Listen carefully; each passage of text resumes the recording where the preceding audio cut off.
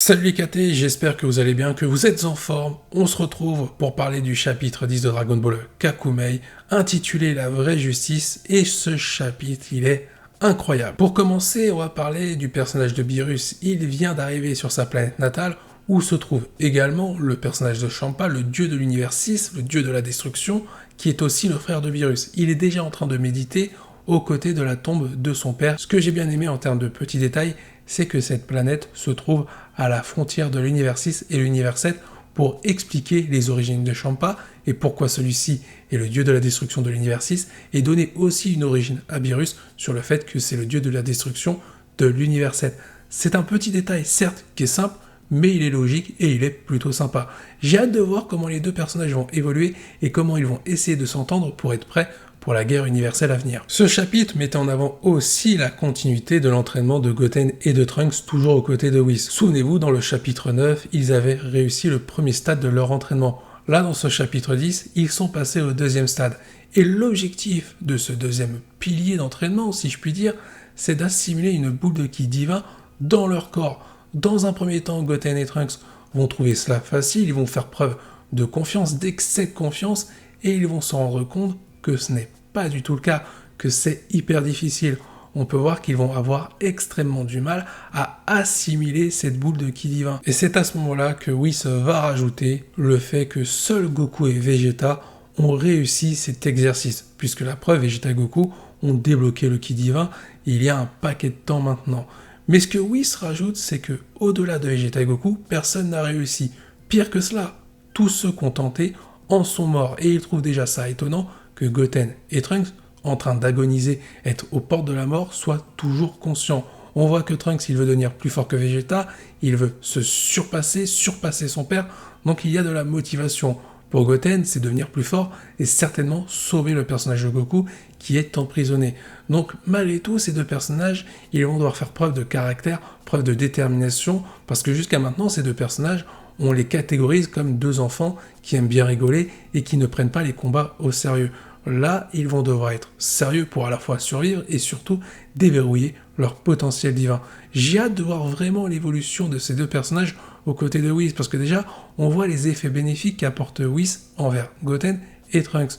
Donc j'ai hâte de voir la finalité de leur développement. Autre point plutôt subtil et assez sympa, c'est le fait de voir Whis commencer à douter de ce qu'il pensait être bon pour Goten et Trunks. Il commence à se dire qu'il a peut-être surestimé les capacités du fils de Vegeta et du fils de Goku. Peut-être ce qu'il a mis en place, c'était beaucoup trop haut pour Goten et Trunks. C'est ça qui est très intéressant. Jusqu'à maintenant, dans Dragon Ball Super, à chaque fois qu'on a vu Whis dans une situation, il était plutôt confiant dans ses décisions, dans ce qu'il mettait en place ou dans ce qu'il disait.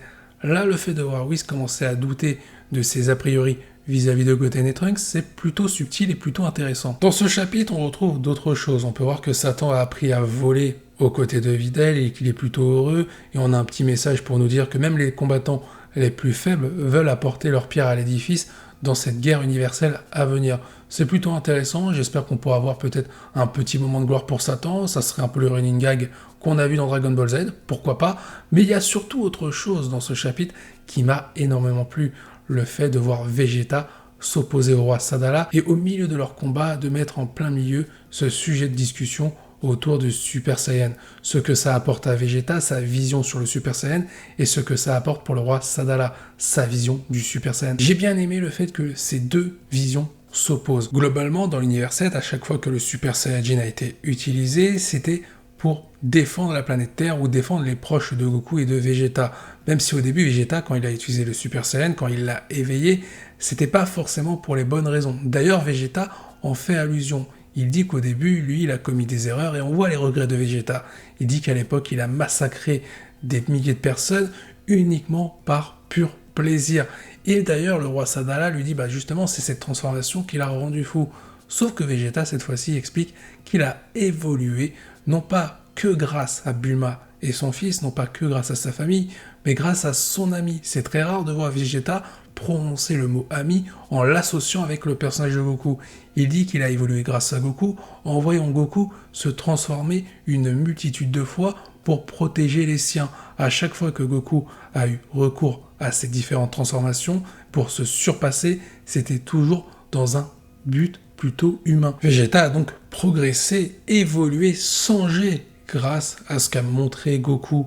Au-delà du fait de se transformer, Goku, il se battait uniquement pour une simple et unique raison, c'est-à-dire pour ses amis, pour protéger la planète Terre. Et ces transformations en étaient la représentation. C'est ce que Vegeta a vu et a compris, d'où le fait qu'il a changé au fur et à mesure naturellement, jusqu'à avoir une femme et fonder une famille. J'ai vraiment bien aimé le fait qu'on nous expose la vision de Vegeta par rapport au Super Saiyan et tout ce que ça lui a apporté, par rapport au fait que Goku, quand il a utilisé le Super Saiyan, quand il s'est transformé à chaque fois, ça a donné que du bon pour Vegeta. Et cette vision de Vegeta s'oppose à celle du roi Sadala, parce que lui, il a une vision complètement contradictoire, complètement opposée aux pensées de Vegeta. Pour lui, le Super Saiyan, ça n'apporte que du malheur, ça ne se traduit que par la haine. Le roi Sadala va nous expliquer son histoire, son rapport avec le Super Saiyajin. Il nous explique qu'à l'époque, Girken, ou Girken, je sais pas comment ça se dit, quand il a tué le roi précédent, à ce moment-là, le roi de la planète Sadala, le roi actuel, est rentré dans une rage folle, libérant son potentiel et éveillant par la même occasion le Super Saiyajin. Le problème, c'est qu'il y a eu des conséquences. La transformation a donné lieu à une vague explosion, tuant et blessant des milliers de Saiyans de la planète Sadala. En fait, c'est cette vision qu'a conservé le roi Sadala. Pour lui, il associe le Super Saiyajin à la haine qui s'est emparée de lui lorsque Girken a tué le roi précédent. Du coup, ce qui est bien, c'est le fait de voir le roi Sadala associer le Super Saiyajin par rapport à son vécu, un vécu plutôt triste et associé à la haine.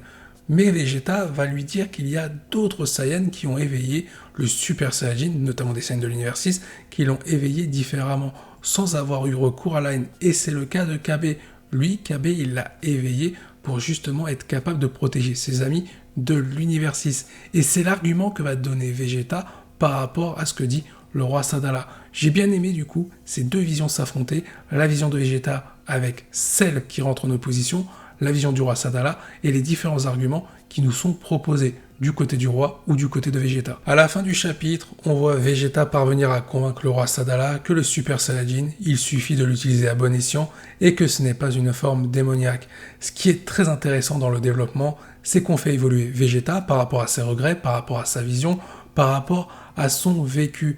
Mais en se servant du développement de Vegeta, on fait évoluer également le roi de la planète Sadala. À la fin du chapitre, le roi Sadala est réconcilié par rapport à son vécu grâce au personnage de Vegeta, mais c'est surtout grâce à l'évolution de ce qu'a vécu Vegeta. Ça, scénaristiquement, c'est hyper bien fait. Nous arrivons à la fin de cette vidéo. J'espère que cette review vous a plu. N'hésitez pas à donner votre avis en commentaire. Je vous dis à la prochaine, portez-vous bien et n'oubliez pas que la volonté du KT soit avec vous.